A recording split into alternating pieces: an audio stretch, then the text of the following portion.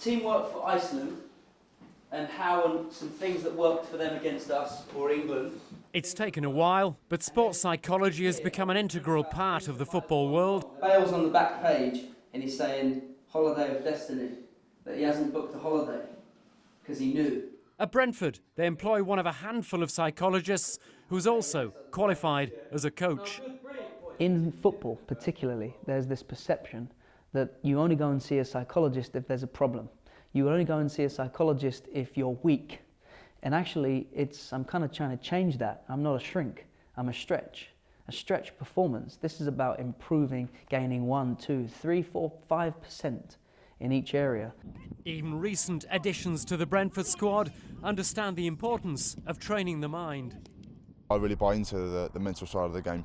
I'm a big believer in belief, confidence. The way you're feeling mentally can often reflect how you feel on the pitch and how you perform. I used a good example in there of Wales. They have a couple of big players, but as a team they're terrific. They have a way of playing, and they're in the semi-finals of the Euros with a great chance to get to the final and maybe win the Euros now, which is unthinkable a few weeks ago. So.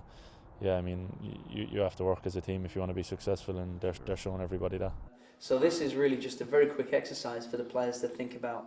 Tom Bates's explanation for England's collapse is pretty straightforward.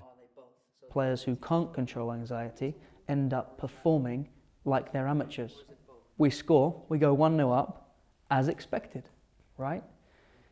And then that confidence can potentially turn into complacency, especially if they scored straight away, and that complacency turned into shock, to panic, and eventually we didn't have the answer.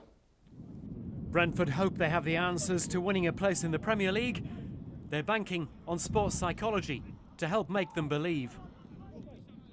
Peter Stunt, Sky Sport.